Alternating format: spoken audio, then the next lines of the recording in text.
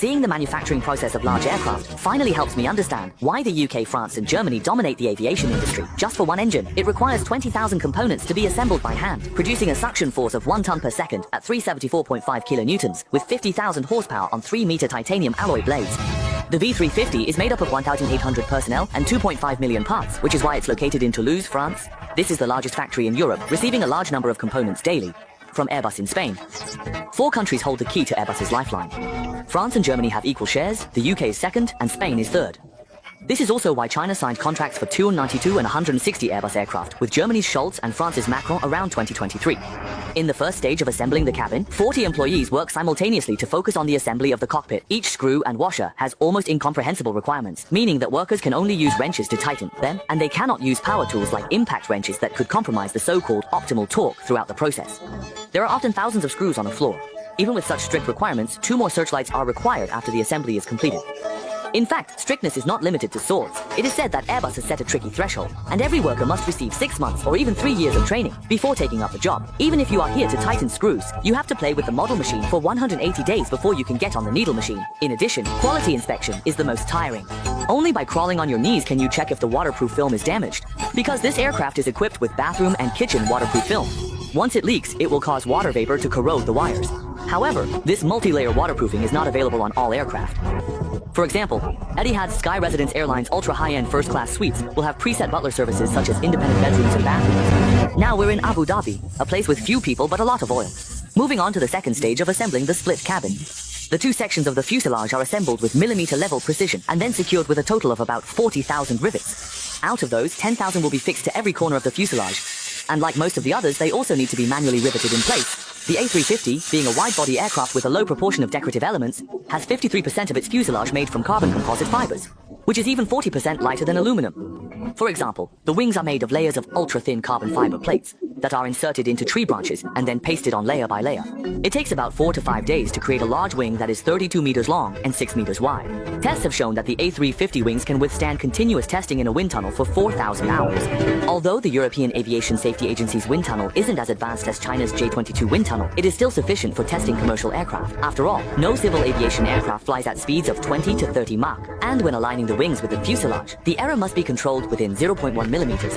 To ensure a more secure flight, each wing is equipped with thousands of rivets, and the auxiliary flaps are specially optimized. It effectively reduces vortex formation and at the same time reduces aerodynamic noise. Special nose bevel with inward flowing leading edge. It can also maintain low speed to a certain extent, thus ensuring easier takeoff and landing. Like the aircraft, the A350's horizontal wing is also made of carbon fiber, with hundreds of metal skeletons spliced together inside, which has the effect of controlling the flight attitude and stabilizing the flight. Usually it is symmetrically fixed to the tail of the aircraft, and becomes part of the tail. A small number of them will be installed in front of the wing, which we call a canard layout. This design is common in fighter jets, and then the German-made tail is installed at the rear. This is also the only part that is sprayed before installation. Next, the workers test the spacing, measuring every 4 screws. Clearly, the safety factor of an aircraft is always higher than that of a car. Now we move on to the third stage. The landing gear, as a heavyweight component of the aircraft, a prop, must withstand the 233 tons of weight generated during landing. Don't underestimate this component that supports the aircraft. Very few countries can produce it independently. Even in the early days of C919, the overall system integration was done by Liebherr in Germany, and later China's second heavy machinery group cooperated with Liebherr, achieving complete localization. So looking globally, Boeing and Airbus do have a bit of strength in their established positions. In the blink of an eye, the landing gear has also been assembled. In terms of appearance, the front landing gear is smaller in size, and mainly responsible for bringing the aircraft's taxiing auxiliary devices to the cabin. Now, moving into the fourth stage, workers are installing the strong wires, which are densely distributed near the side of the windows. You can think of it as the safety components, being equivalent to the cabin identifiers. According to the engineers, this safety device helps provide protection for passengers. In environments with varying altitudes, the central control unit can also activate adjustments to ensure that the air humidity increases by 20% while simultaneously pressurizing the cabin. The cabin service prompt system has also been installed. At this point, the A350 aircraft of the same model has taken on a rough shape. If you look closely at the tail, you can tell that this is a China Southern Airlines plane. There are many planes that can be named at the venue, including the cute panda seats. As an indispensable part of the aircraft, the single-row economy class seats of the A350 wide-body aircraft and the narrow-body aircraft are completely different. Compared to wide-body aircraft, which usually have a dual aisle, this allows for a wider and larger seating layout. The economy class on the A320 narrow-body aircraft is a bit more compact, Now, let's take a look at the standard dual-aisle seating arrangement, where airlines typically use a 333 layout, accommodating 366 passengers. In a more compact single-row setup, it can seat 10 people, which means a total of 440 passengers. Next up, equipped with a power engine. This turbine was built for it by Rolls-Royce of the UK. An Airbus A350 is usually equipped with 2 engines, each of which needs to be fixed with the help of an 8-ton bracket, and the more than 20,000 parts in the engine need to be assembled manually. The cost of a single engine once reached 32 million euros. If converted into RMB, it would be 243 million yuan. So the assembly process is particularly careful. 2 people are working while several others are directing, and it takes about 7 or 8 people to secure it in place, before carefully lowering it with a hydraulic forklift. At this point, we get a detailed view inside the engine. I have to say, the person who invented this thing is truly a genius. A pile of scrap copper and iron can be sold for more than 200 million. In fact, each turbine is composed of 22 titanium alloy blades with a total diameter of nearly 3 meters. When taking off, the engine can inhale more than 1 ton of air per second. And the combustion chamber of a Rolls-Royce. The advanced ceramic layer is used, and the room temperature during operation is as high as more than 2,000 degrees. But it will not have any impact on the blades.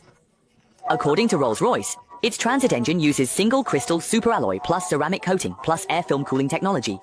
In extreme cases, the blades can withstand a high temperature of 2,000 degrees in an instant. The long-term working temperature can be around 1,500 degrees, and the instantaneous cold resistance can also reach 2,000 degrees. This parameter is generated by combining technical principles and third-party experiments. I saw a blogger get a blade before.